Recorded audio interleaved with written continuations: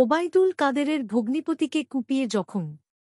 নোয়াখালী জেলা পরিষদের সাবেক সদস্যকে পিটিয়ে ও কুপিয়ে জখম।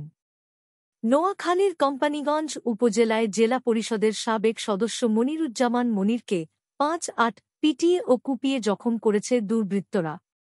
আহত অবস্থায় সড়কের পাশ থেকে স্থানীয়রা তাকে উদ্ধার করে কোম্পানীগঞ্জ উপজেলা স্বাস্থ্য কমপ্লেক্সে ভর্তি করেন। তিনি সাবেক সড়ক পরিবহন ও সেতুমন্ত্রী ওবায়দুল কাদেরের ভগ্নিপতি। আজ শুক্রবার বিকেল ৩টার দিকে জেলার চরহাজারী ইউনিয়নের চৌরাস্তা এলাকায় এ ঘটনা ঘটে। আহত মনিরুজ্জামান মনির চরপার্বতী ইউনিয়ন পরিষদের ইউপি ৯ নম্বর ওয়ার্ডের মৃত আক্তারুজ্জামানের ছেলে। মনির স্থানীয় আওয়ামী লীগের রাজনীতির সঙ্গে জড়িত থাকলেও তার দলীয় পদবি জানা যায়নি। স্থানীয় সূত্রে জানা গেছে, মনিরুজ্জামান তার এলাকার সমাজের সভাপতি হিসেবে দীর্ঘদিন দায়িত্ব পালন করে আসছেন।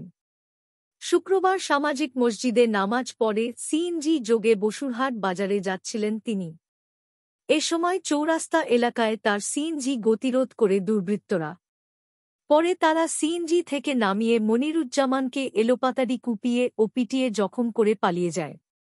আহত মনিরকে স্থানীয়রা উদ্ধার করে কোম্পানীগঞ্জ উপজেলা স্বাস্থ্য কমপ্লেক্সে ভর্তি করেন। পরে চিকিৎসকের পরামর্শে তাকে উন্নত চিকিৎসার জন্য ঢাকায় পাঠানো হয়। কোম্পানীগঞ্জ থানার ভারপ্রাপ্ত কর্মকর্তা ওসি গাজী মুহাম্মদ ফৌজুল আজিম বলেন, বিষয়টি আমরা শুনেছি, তবে এ বিষয়ে কেউ থানায় লিখিত অভিযোগ দেয়নি।